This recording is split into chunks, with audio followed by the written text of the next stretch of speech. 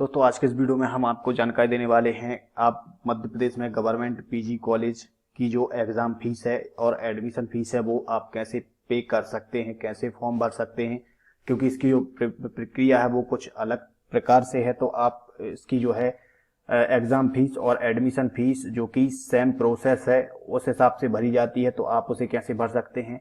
अगर आप मध्य प्रदेश के किसी भी डिग्री कॉलेज में अध्ययनरत हैं या डिग्री कॉलेज के एग्ज़ाम फॉर्म भर रहे हैं तो आप ये वीडियो लास्ट तक जरूर देखें।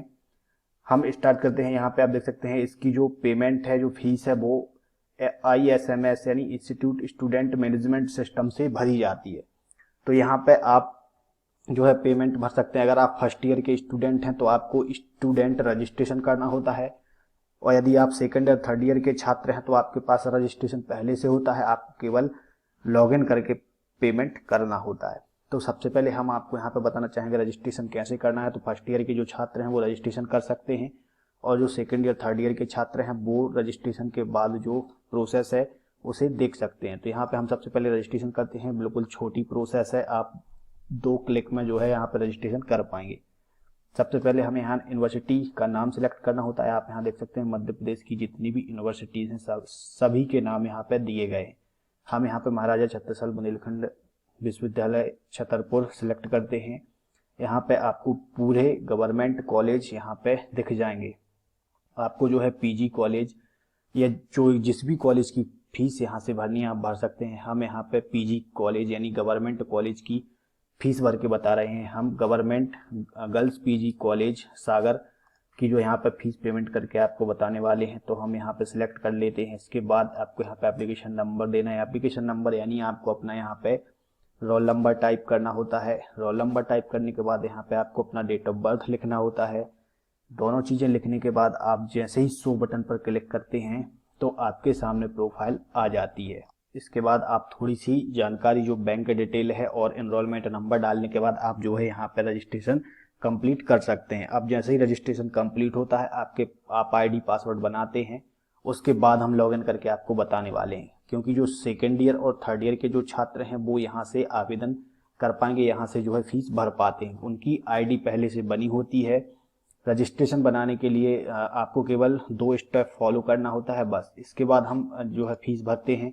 तो यहाँ पे हम सबसे पहले लॉगिन करते हैं। लॉगिन आप जो है यहाँ पे कियोस्क के माध्यम से स्टूडेंट की जो लॉगिन ID पासवर्ड है उसके माध्यम से कर सकते हैं। यदि आप घर पर खुद स्टूडेंट फॉर्म फिल कर रहे हैं तो आपको स्टूडेंट के ऑप्शन पर क्लिक करना होगा। यहाँ पे आपको अपना रोल नंबर डालना होगा या जो भी यूजर नेम बनाया है वो डालना होगा, पासवर्ड डालना होगा और कैप्चा कोड डालने के बाद आपको लॉगिन करना होगा। अगर आप पासवर्ड भूल गए हैं तो आप किसी भी MP ऑनलाइन कियोस्क पर जाकर डायरेक्ट आवेदन कर सकते हैं। कोई पासवर्ड आपको याद करने की ज़रूरत नहीं है। तो आइए हमें पासवर्ड जो है पता नहीं है। हम थर्ड सेम की जो फीस यहाँ पेमेंट कर रहे हैं या सेकेंड सेम की ईयर की जो पेमेंट कर रहे हैं, हमें यहाँ पे रजिस्ट्रेशन नंबर और पासवर्ड नहीं मालूम है। तो हम यहाँ पे कियोस्क लॉगिन करते हैं। कियोस्क लॉगिन करने के बाद हम आगे चलते हैं। तो इस टाइप से हमारा कियोस्क लॉगिन हो जाता है। इसी टाइप से अगर आप स्टूडेंट लॉगिन करते हैं तो ये सिस्टम आपको स्टूडेंट लॉगिन में भी दिख जाता है। अब आपको यहाँ पे एग्जामिनेशन फॉर्म या फिर एडमिशन फॉर्म भरना है तो हम फीस पेमेंट के ऑप्शन पर क्लिक करेंगे। यहाँ पे अवेलेबल सर्विस के ऑप्शन पर क्लिक करेंगे। जैसे इस पर क्लिक करते हैं हमें यहाँ पे फिर से यूनिवर्सिटी नेम लिखना होता है। तो हम यहाँ पे महाराजा छत्रसाल बुंदेलखंड छतरपुर सिलेक्ट करते हैं। यहाँ पे हमें कॉलेज सिलेक्ट करना होता है। तो हम पीजी गर्ल्स कॉलेज सागर यहाँ पे सिलेक्ट करते हैं।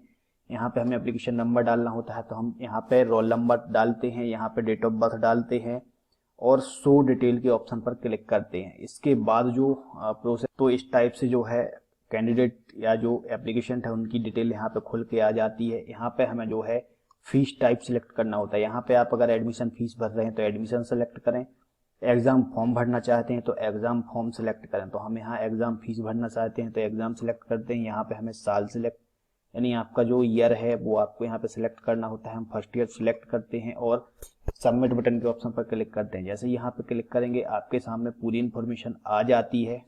यहाँ पे आप देख सकते हैं इनको कितनी फीस पेमेंट करनी है। फीस पेमेंट के लिए यहाँ पे डेट भी दी गई है तो यहाँ पे जो इनकी फीस पेमेंट की डेट है वो 10/6/2021 यहाँ पे बताई जा रही है, यानी 10 तारीख तक ये पेमेंट कर सकते हैं। यहाँ पे प्रोसीड टू पेमेंट का ऑप्शन है, हम इस पर क्लिक करेंगे और आप जो है अब डायरेक्ट पेमेंट कर सकते हैं। केवल इतनी प्रोसेस में आप जो है अपना एग्जाम फॉर्म भर सकते हैं। जैसे ही पेमेंट करते हैं, पेमेंट करने के बाद आपको एडमिट कार्ड प्रिंट करना होता है। तो एडमिट कार्ड प्रिंट करने के लिए आप जो है एडमिट कार्ड के ऑप्शन पर जाते हैं। यहाँ पे एडमिट कार्ड ओनली जो ऑप्शन है यहाँ पे हम फिर से जानकारी फिल करते हैं और ये एडमिट कार्ड निकालना अनिवार्य होता है। यहाँ पे हम जो है इनका एप्लीकेशन नंबर डाल देते हैं, यहाँ पे डेट ऑफ बर्थ डाल देते हैं और शो डिटेल के ऑप्शन पर क्लिक करेंगे तो आपको जो है इनका एडमिट कार्ड और यहाँ पे एक और अटेंडेंस सीट के 2 ऑप्शन आते हैं। दोनों आपको PDF डाउनलोड करना है, प्रिंट करना है और रख लेना है, या फिर जो आवेदक है उन्हें दे देना है। इतनी प्रोसेस है। अगर फिर भी आपको इसमें कोई प्रॉब्लम आती है तो आप हमें कमेंट कर सकते हैं। कमेंट के माध्यम से हम आपकी हेल्प करने का पूरा प्रयास करेंगे। जानकारी अच्छी लगी तो लाइक और शेयर जरूर करें। धन्यवाद।